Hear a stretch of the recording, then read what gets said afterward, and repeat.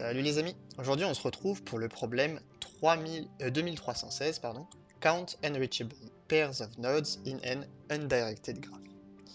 Donc l'idée, elle est un petit peu compliquée, c'est qu'on nous donne un graphe. Un graphe avec des arêtes qui relient certains nœuds, donc des arêtes qui ne sont pas directionnelles, c'est-à-dire que la liaison entre 0 et 2 et la liaison entre 2 et 0, c'est la même et on considère que c'est qu'une seule arête. À partir de là, en fait, ce qu'on nous demande de compter, c'est le nombre de paires de nœuds qui ne sont reliables par aucun chemin. Donc par exemple, 0 et 4, même s'il n'y a aucune arête entre 0 et 4, eh bien, en faisant une série de parcours d'arêtes, par exemple 0, 2, 2, 4 ou 0, 5, 5, 4, eh bien, on arrive à relier quand même par un chemin 0 et 4. Donc 0 et 4, ce sont une paire de nœuds qui sont reachable, qui sont parcourables, qui sont reliables en quelque sorte. Par contre, 0 et 1, peu importe tous les chemins qu'on va essayer à partir de 0, on n'arrivera jamais à aller vers 1. Donc 0 et 1, ça constitue une des paires qu'on doit compter, une paire de nœuds qui ne sont pas reliables. Donc comment est-ce qu'on peut résoudre ce problème? Voilà, plusieurs façons, mais une façon qui est possible, ça va être d'utiliser un peu de combinatoire. Donc, je vous ai préparé un petit fichier en LaTeX pour pouvoir expliquer ça plus simplement. La première étape, ça va être de compter le nombre total de paires. En combinatoire, ça nous revient à calculer 2 parmi n, n étant le nombre total de nœuds du problème. Donc ça, c'est le nombre total de paires qu'on peut former. À ce nombre total de paires qu'on va former, on va soustraire le nombre de paires qui sont dans un cycle, dans un compartiment de paires. Pourquoi? Parce que, en fait, cette valeur, le 2 parmi SI avec SI, le nombre de paires connectées de nœuds, ça va nous donner le nombre de nœuds qui sont connectés. Donc si nous on veut juste des nœuds qui ne sont pas connectés entre eux, ça va être tout simplement le nombre total de paires moins la somme de chacun de ces nœuds connectés pour chacun des compartiments qu'on aura trouvé. Donc, en faisant un petit peu de maths, 2 parmi SI, qu'est-ce que c'est? C'est du SI, SI-1 divisé par 2. Et donc on va le sommer de 1 à K, K étant le nombre de compartiments qu'on a. Donc, si jamais on soustrait ce nombre total de paires, nn-1 moins la somme qui va de 1 à K des 2 parmi SI, finalement, la formule qu'on a à la fin, c'est juste n carré moins n, moins la somme des SI carré, moins la somme des SI. La somme des SI étant n. Donc si jamais on voulait aller jusqu'au bout du calcul, la vraie formule ça aurait été n carré moins la somme des SI au carré. Mais en fait, on peut s'arrêter ici. Tout ce qu'on veut, nous, c'est avoir la somme des totales des paires. Et pour chaque compartiment, on va compter la sous-somme, en quelque sorte, des paires qui sont reachable entre elles. Cette formule, c'est ce qui va nous permettre de résoudre le problème. Je vous propose de prendre un exemple. Le nombre total de paires, ici, ça va être, donc si vous vous souvenez bien, ça va être 2 parmi 7, parce qu'on va du node 0 au node 6, donc on a bien 7. 2 parmi 7, c'est égal à combien? C'est égal à 7 fois 7 moins 1 divisé par 2, ou encore 42 divisé par 2, ou encore 21.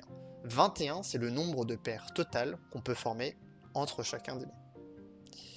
À ce nombre 21, on va soustraire pour chacun des compartiments chacune des paires qui sont connectées.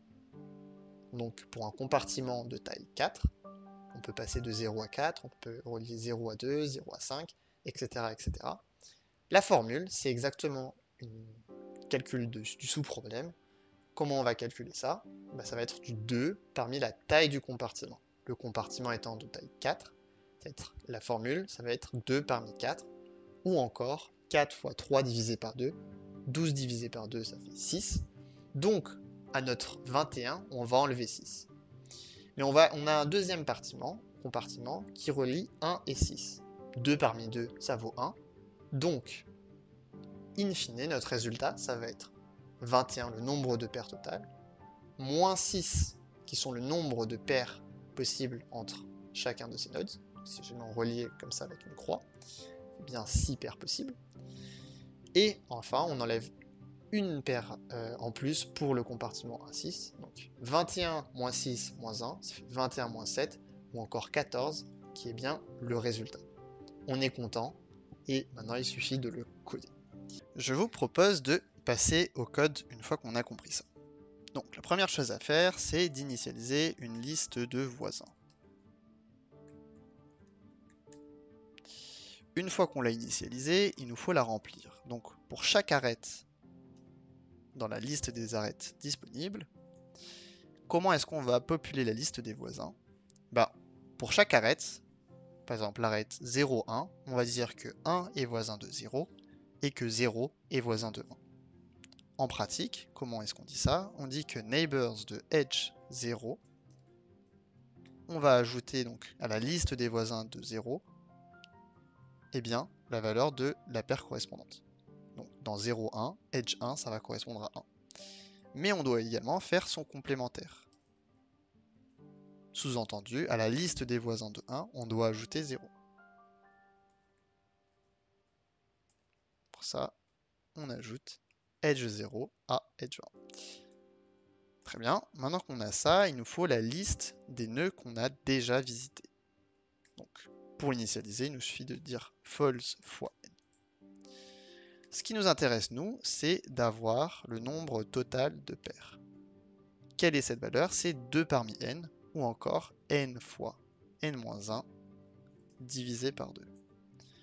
Maintenant, nous, ce qu'il nous faut également, c'est une liste qui va, en gros, si jamais je reprends le PDF, il nous faut une liste avec tous les SI. Parce que du coup, ensuite, ce qui nous suffira de faire, c'est pour avoir le nombre total des paires connectées, c'est de parcourir donc cette liste compartment, liste d'entiers, dans lequel il va avoir tous les SI. Donc on va faire for SI in compartment, et bien on va sommer SI fois SI-1 divisé par 2. Donc, pour l'instant, c'est une liste vide qu'on va populer. Comment est-ce qu'on va la populer? Eh bien, for in range n, si on n'a pas encore visité ce node en question, eh bien, on va run une fonction DFS, depth first search, de i. Donc i, ce sera le node, hein, bien sûr. Neighbors, donc la liste des voisins, et visited, très important. Et à compartment, on va ajouter le SI. SI ici qui vaut ends. Une fois qu'on a ça, ça veut dire qu'on aura populé la liste de tous les compartiments.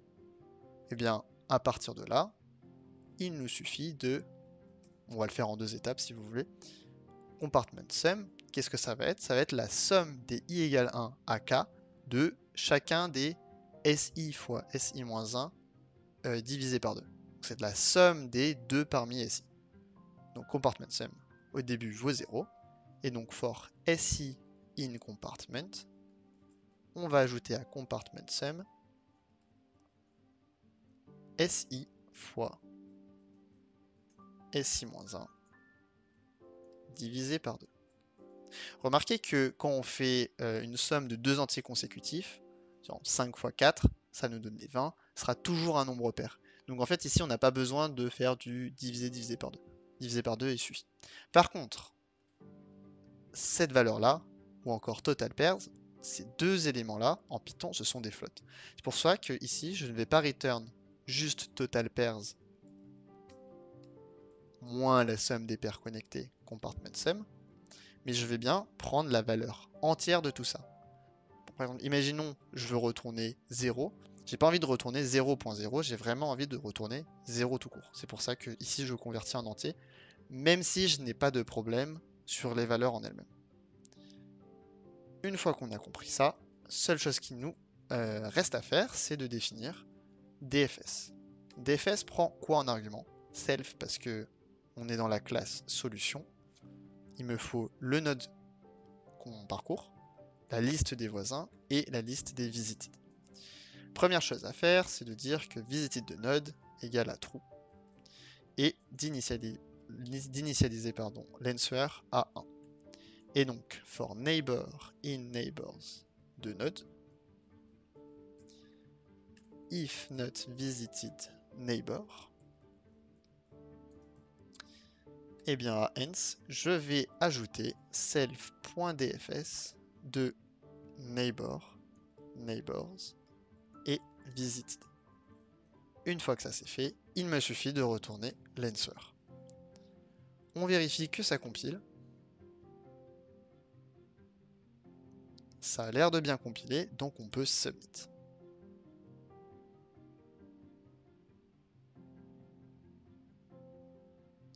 Comme vous pouvez le voir, non seulement ça compile, mais en plus on bat 92% des algorithmes en Python, ce qui prouve que notre façon de fonctionner, elle est plutôt très efficace.